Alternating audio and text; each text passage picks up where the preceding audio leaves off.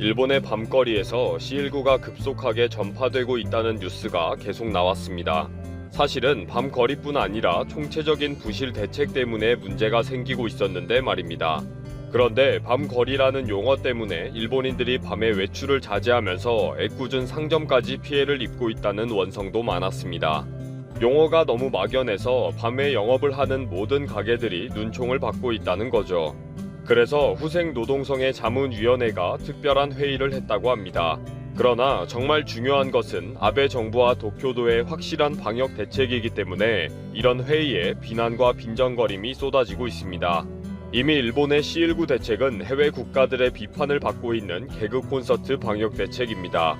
도쿄도는 이미 C19 최종 판정자가 폭증하기 시작해서 7월 10일에는 243명이라는 역대 기록을 달성하기도 했습니다.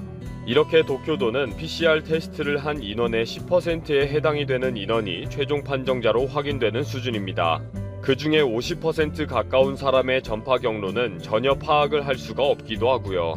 도쿄도의 담당자 말에 의하면 도쿄도의 PCR 검사 용량은 1일에 3,100건이라고 합니다. 그리고 도쿄도는 현재 평일에 1,400에서 2,700건으로 확대해서 PCR 테스트를 합니다. 그 결과 200명 내외의 C19 최종 판정자가 나오는 실정입니다. 그러면서 코이케 도쿄도지사는 앞으로 3,100건으로 늘리면 더 많이 나올 것이다. 테스트 용량을 민간까지 포함해서 1일 1만 건으로 확대할 예정인데 그렇게 하면 최종 판정자가 더 나올 것이다 라고 했습니다. 최종 판정자를 줄일 대책은 안 하고 PCR 테스트를 늘리면 최종 판정자가 늘어나는 것이 당연하다고 말을 하는 것입니다. 정말 말인지 방구인지도 모를 정도로 말장난을 하고 있네요. 이에 대해 스가 요시히데 관방장관은 도쿄도가 문제이다 라고 한마디 했고, 코이케는 도쿄도는 PCR 테스트를 많이 할 뿐이다. 완벽한 대책은 아베 정부에서 내야 하는 국가적인 문제다 라고 기자회견을 했습니다. 도쿄도는 C19를 잡는 것은 아베 정부 책임이라는 거죠. 이렇게 서로 책임을 미루고 도쿄의 신주쿠와 이케부쿠로 등의 밤 거리에 대한 우려가 커지고 있는 상황입니다. 도쿄도가 그동안 신주쿠의 밤 거리가 문제라면서 밤 거리를 조심하자는 피켓을 들고 쇼맨십 기자회견을 해왔기 때문입니다. 이에 대해 언론과 일본 국민들은 출퇴근 시간대에 혼잡한 만원 전철이 가장 큰 문제이다 라고 우려하고 있습니다. 아베 정부가 산미를 절대 하지 말라고 하는데 통근 전철은 바로 산밀의 현장이라는 것입니다. 매일 만원 전철에서 마스크를 착용하지 않고 기침하는 사람들도 있는데 너무 불안하다는 거죠. 이렇게 방역 대책의 구멍이 뻥뻥 뚫려 있는 상황에서도 도쿄도는 밤 거리만을 집중 타겟으로 삼아서 코이케의 이미지 정치에 활용해 온 것입니다. 그렇게 몇 달 동안 밤 거리라는 용어를 사용하다 보니 여러 가지 문제가 커졌습니다. 밤 거리에 치중하다 보니 C19 최종 판정자는 계속 늘어났고, 밤 거리라는 용어 때문에 일본인들이 야간 외출을 자제하고 멀쩡한 야간 영업 업소들까지 경제적인 피해를 입는 일이 발생했습니다.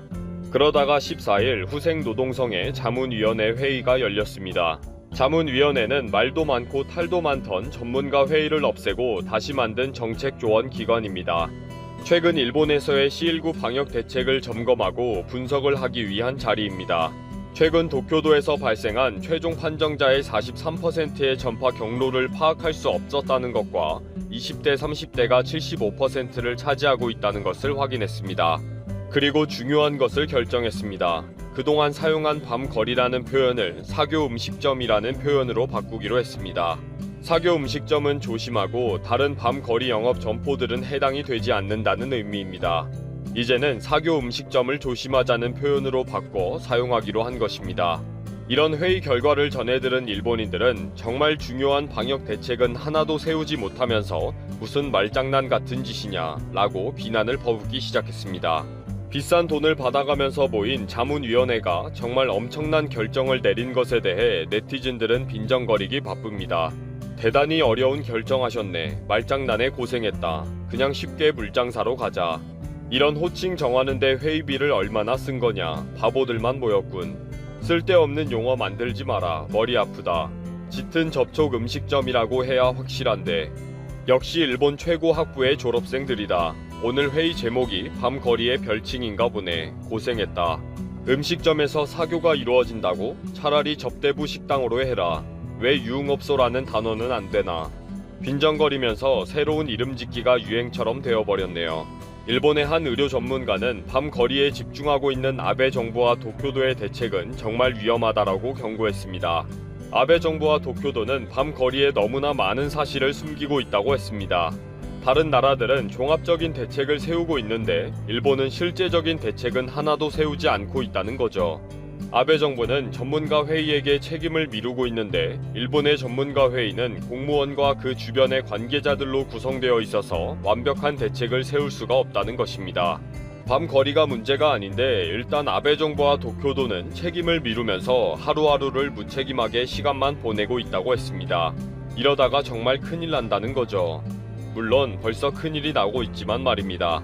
오늘도 일본에서는 고투 캠페인을 걱정하는 지방 부현지사들의 기자회견이 계속 이어지고 있습니다. 지방 경제를 살리기 위해서는 꼭 필요하다고 생각하기 때문에 도쿄도민은 제외해야 한다. 도쿄도민은 PCR 테스트를 받은 사람만 여행을 허락해라 라는 등 복잡한 심경을 나타냈습니다. 기대와 불안이라는 일본 국민들의 속마음이 그대로 드러나고 있는 상황입니다. 고투 캠페인은 아베가 일본을 지옥으로 끌고 가기 위한 꼼수라고 비판하고 있습니다. 결국 고투 캠페인 때문에 C19가 일본 전역으로 확산될 것이라고 우려하는 거죠. 아사히 신문 등 일본 언론에서도 이런 우려를 계속 제기하고 있는데도 불구하고 브레이크가 파열된 아베와 일본 국민들은 여전히 아무 생각도 없네요. 한국이 마스크로 극장을 다시 열 수 있다면 영국은 왜 안 되나? 영국의 극장 비평가 크리스토퍼 워커는 이대로 간다면 영국의 전통적인 공연 문화가 사라질 위기에 처해 있음을 언급하며 영국 정부의 지원이 아무런 도움도 되지 않고 있고 관객들이 마스크를 착용하고 공연을 다시 할 수 있다면 그렇게라도 해야 한다면서 한국의 예를 들고 있습니다. 마스크가 결정적 역할을 한다는 많은 연구 발표에 대해 언급한 영국 사우스 런던 프레스의 이 기사는 최근 캘리포니아 대학의 연구에 따르면 인구의 80%가 마스크를 착용하게 되면 전혀 도시 봉쇄를 하지 않아도 괜찮다는 것을 발견했는데 아시아에서는 이와 같은 부분이 잘 이해되고 있고 스페인에서는 64%, 미국의 뉴욕주에서는 66%, 이탈리아에서도 83%의 사람들이 마스크를 착용하고 있는 반면 그에 비해 영국은 아직도 마스크를 착용하는 사람들이 25%에 지나지 않는다 비판하고 있습니다. 기사의 헤드라인에는 한국만이 아닌 일본도 언급이 되고 있는데 일본도 마스크로 인한 문제가 많고 특히나 이런 문화예술계 지원에 대해 한국과 일본의 격차는 매우 크다는 점을 이야기하고 있습니다. 일본의 J캐스트는 한국 모델이라는 한국의 방역에 대한 세밀한 분석 기획 기사를 보도하였는데요. 한국에게 배울 4가지 교훈으로 한국 정부처럼 위기 상황이 오기 전에 준비해야 한다는 점, 검사는 빠르게, 자주, 안전하게 해야 한다는 점, 접촉자에 대한 추적, 격리 및 검사 등과 함께 마지막 교훈으로는 정부가 시민들에게 솔직한 정보를 제공하고 대중의 도움을 받은 부분을 언급하고 있습니다. 그리고 이 기사는 이 대유행 상황 속에서 전 세계 문화예술계가 고난에 처한 지금 한국의 문화 지원과 일본의 수준 차이는 너무 크다 아쉬워하고 있는데요.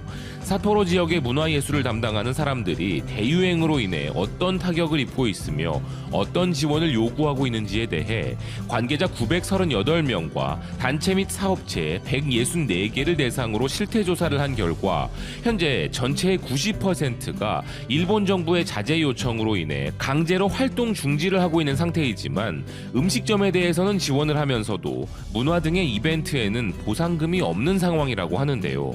이로 인해 일본 문화업계의 타격이 심각함을 언급하고 있는 반면 한국에서는 그동안 국공립극장은 문을 닫았지만 민간 소극장에서는 감염 방지책을 적용하여 공연을 계속했으며 뮤지컬 오페라의 유령 월드투어도 한때 확진자가 나와 중단됐으나 서울에서 1600석 규모의 극장에서 공연을 올렸고 예술이나 문화 활동은 어디까지나 공연 관계자 측의 책임과 의무에 맡긴다는 자세가 다르다 보도하고 있습니다. 그리고 결정적으로 지원의 수준이 다르다는 기사는 일본에서는 상상할 수 없는 한국의 지원에 놀라워하고 있는데요. 한국 정부는 2월부터 2월부터 공연을 계속하는 소극장 등에 소독약 등의 물품을 제공하고 문화예술인 전용 상담 창구를 개설하여 3월부터는 예술사들에게 특화된 긴급 안정기금을 만들어 무이자에 가까운 대출을 시작했으며 아울러 연극이나 전통공연, 춤, 만화 등 초중고교의 방과 후 수업 예술 강사로 근무하다가 휴교로 일자리를 잃은 5,100명에게 급여를 선지급하는 조치를 취했다며 부러움을 표하고 있습니다. 여기에 한국문화체육관광부의 올해 제3차 추경 예산에는 3,400억 원가량의 문화지원 방안이 포함되었으며 이것이 바로 문화예술을 기간산업으로 규정하는 한국의 자세라고 인정하고 있습니다. 또한 일본에서 문화지원이라고 하면 온라인화가 주류이지만 한국의 지원책을 한마디로 말하면 문화의 담당자를 지켜 다양성을 지속시킨다라는 것이라면서 일본의 지원과는 그 수준 차이가 현격하다 보도하고 있으며 결국 한국의 이런 노력이 전 세계에서 인기를 끄는 한류를 만들어내는 한국의 힘이라는 언급과 함께 아마 한국은 대유행 이후 시대에 출현할 새로운 문화의 흐름을 리드하기 위해 장래를 응시하고 있는 것 같다 이야기하고 있습니다. 방탄소년단을 비롯한 한류 스타들이 전 세계적 영향력을 떨치고 있는 이때 대유행으로 인해 글로벌 스케줄들이 취소 혹은 연기되는 사례들이 발생하고 우리 역시 극장이나 공연 예술을 마음껏 즐길 수 있는 상황이 아니기에 문화적인 부분을 유지하고 발전시키는 것이 매우 중요한 지금 정부의 다양한 지원은 너무 훌륭한 정책인 것이며 이것은 영국도 일본도 결코 따라올 수 없는 부분이라는 생각입니다.